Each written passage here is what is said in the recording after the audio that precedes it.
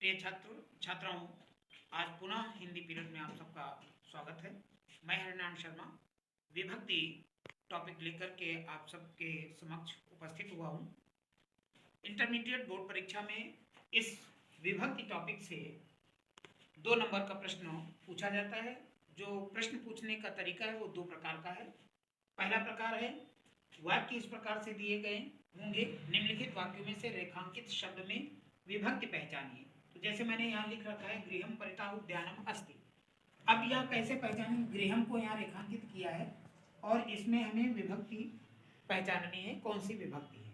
तो जैसा कि आप सब जानते हैं, अनेक बार पढ़ाया जा चुका है, बताया जा चुका है और पुनः बता रहा हूँ कि हिंदी में, संस्कृत में विभक्ति मुख्यतः 7, प्रथमा, द्वितीया, तृतीया, चतुर्थी, पंचमी, षष्ठी, सप्तमी, ये 7 विभक्तियां हैं। इन 7 विभक्तियों में से 3 वचन संस्कृत में होते हैं, एक वचन, द्विवचन और बहुवचन। इन एक वचन, द्विवचन, बहुवचन में से कोई ना कोई विभक्ति होती है। तो जब इस प्रकार का वाक्य होगा तो वहां पे विभक्ति पहचानने के लिए शब्द रेखांकित कर दिया जाएगा, लेकिन वाक्य होगा। अब जैसे ही इस वाक्य में पहचाना है, गृहम परितः उद्यानम अस्ति, इस संस्कृत वाक्य का अर्थ क्या हुआ? घर के चारों ओर उद्यान यानी बगीचा है, उद्यान है। अब घर के शब्द के आधार पर यह समझ में आ रहा है कि काकी के नानी ने यानी षष्ठी विभक्ति होगी, लेकिन नहीं, गलत है। यहां पर क्या होगा? सूत्र के आधार पर पहचानना होगा। सूत्र क्या है? संस्कृत में सूत्र है, अभितः परितः समया निकषा हा प्रतियोगी।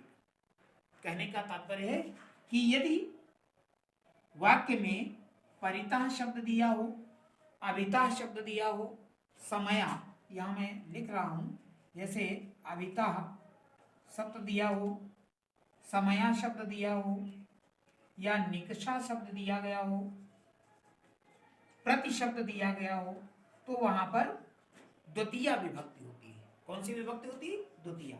तो यहां पर गृहम में द्वितीया विभक्ति होगी। ये आपका सही आंसर हो जाएगा, ये हमारा सही आंसर होगा। इसी तरह से विद्यालयम निकषा जलाशया अस्ति, विद्यालयम निकषा, विद्यालय में कौन सी विभक्ति? यहां पर भी निकषा शब्द होने के कारण विद्यालय में द्वितीया विभक्ति ही होगी। ये इसी प्रकार से तीसरा वाक्य लिखा है, भिक्षुकः पादेन खंजः अस्ति। अब यहाँ सूत्र बदल जाता है। देखिए, भिक्षुकः में विभक्ति पहचाननी है, तो यहां देखिए, भिक्षुक पैर से लंगड़ा है, पादेन, पादेन में तृतीया विभक्ति हो गई। किस सूत्र के आधार पर? एनांग विकारः। कौन सा सूत्र है? एनांग विकारः सूत्र के आधार पर यहां पर, यानी जब किसी व्यक्ति के किसी भी अंग में कोई विकार यानी कमी होती है, तो ऐसे वाक्यों में वहां पर तृतीया विभक्ति होती है। तो भिक्षुका में तृतीया विभक्ति होगी, क्योंकि पैर से लंगड़ा है ये भिक्षुका, सॉरी भिक्षुका नहीं, पादेन में तृतीया विभक्ति होगी। इस तरह से देवेभ्या स्वाहा, अब यहाँ पे चतुर्थी विभक्ति है देवेभ्या में। कैसे? नमः स्वस्ति स्वाहा स्वधा अलम वसट योगाच। जब वाक्य में नमः स्वस्ति स्वाहा स्वधा अलम वसट का योग होता है तो वहां पर चतुर्थी विभक्ति होती है। ये पुस्तक में सूत्र लिखे हुए हैं, मैंने ऑफलाइन में खूब अच्छी तरह से पढ़ाया है। तो वहां पर, यहाँ संकेत में वीडियो बहुत बड़ा ना हो जाए, इसलिए संकेतों में सूत्र यहाँ लिखने में बहुत टाइम लगेगा। मैं बताते हुए, समझाते हुए केवल वाक्य को समझा रहा हूँ। और फिर अगला वाक्य मैंने लिख रखा है, रामाय नमः। अब यहाँ नमः शब्द आया है, इसलिए रामाय में चतुर्थी विभक्ति होगी। नमः स्वाहा शब्द होने के कारण चतुर्थी विभक्ति है। भिक्षुका पादेन खंजः अस्ति, पादेन में तृतीया विभक्ति है, क्योंकि ऐनांग विकारः सूत्र के आधार पर है। और यहाँ परितः निकषा शब्द सूत्र के अभिता परिता समया निकषा हा प्रतियोगी सूत्र के आधार पर द्वितीया विभक्ति है। इसीलिए इसी प्रकार से जब वाक्य में, यहां देखिए अगला वाक्य हम लिख रहे हैं, जैसे यहाँ पे है, सह साकम साधम, सह साकम सार्धम ये सूत्र के आधार पर भी तृतीया विभक्ति होती है। तृतीया विभक्ति के दो सूत्र हैं। जब वाक्य में जैसे रामा लक्ष्मण साखम है ना, रामा लक्ष्मणेन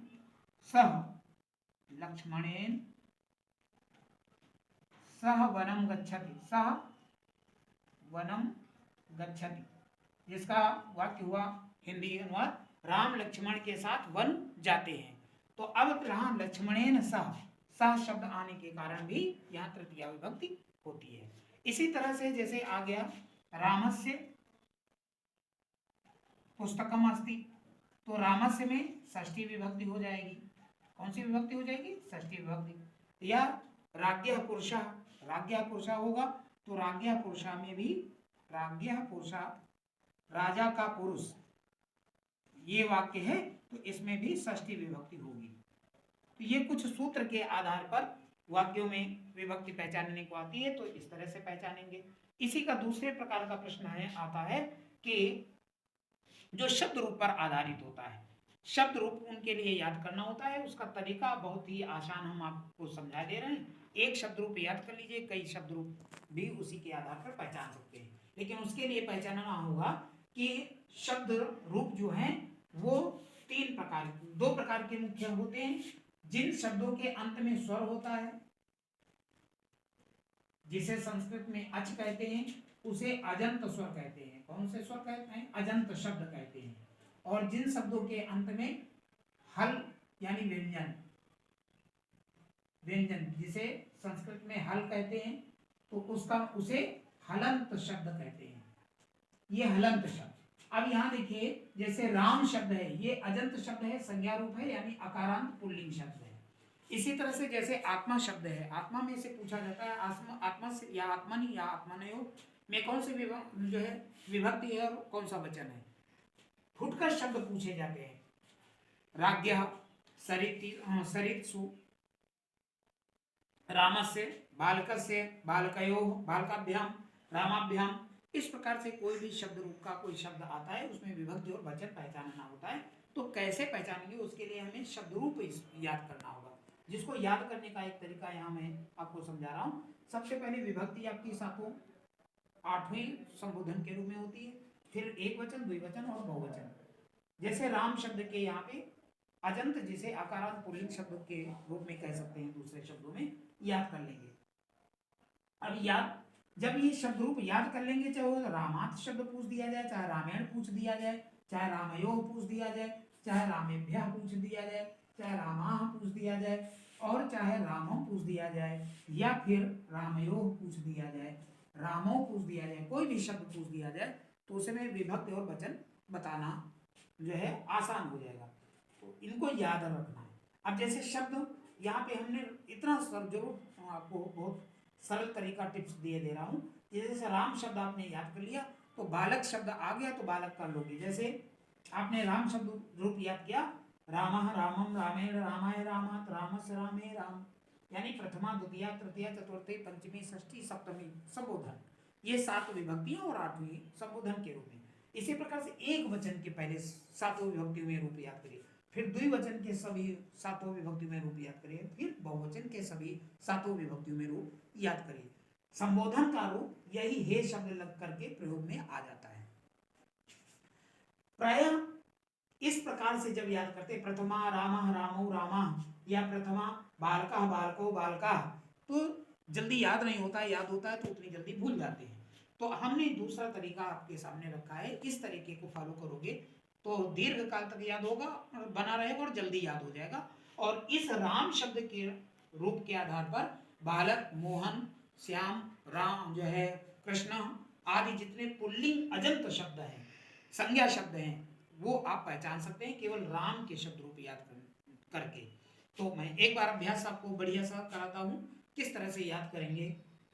प्रथमा, द्वितीया, तृतीया, चतुर्थी, पंचमी, षष्ठी, सप्तमी संबोधन, ये हमने माइंड में मेकअप कर लिया कि हमारी ये क्रम से 7 विभक्तियां। अब एक वचन के शब्द रूप याद करना है।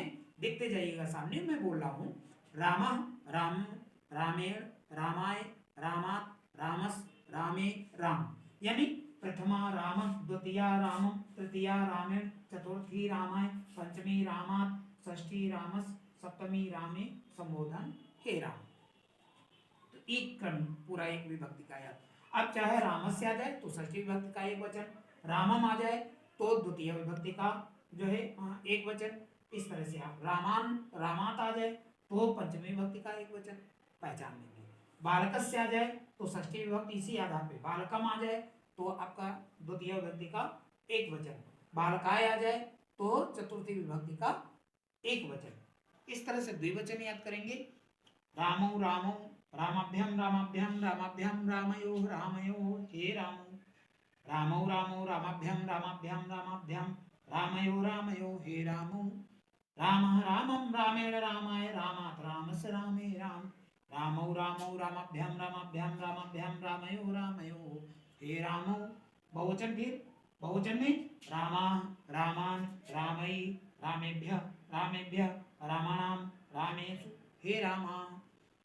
इसी क्रम में याद करेंगे। रामा रामान रामई रामेभ्य रामेभ्य रामाणाम रामेषु हे रामा। पूरा इस तरह से स्मरण में आ जाएगा। और जब ये शब्द रूप याद हो जाएगा तो इसी तरह से आत्मा के शब्द रूप आपके कोर्स में है, याद करिएगा। राजन के याद करिए। अब ये बात अलग है, आत्मन जो है वो हलन है, यानी व्यंजन के साथ में।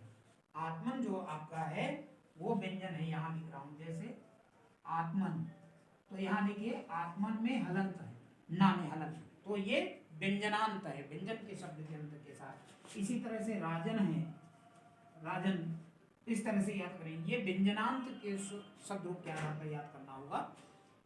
तो इस तरह से आज विभक्ति टॉपिक हमने आपको समझाया, जो 2 में 2 पूरे नंबर प्राप्त किए जा सकते हैं।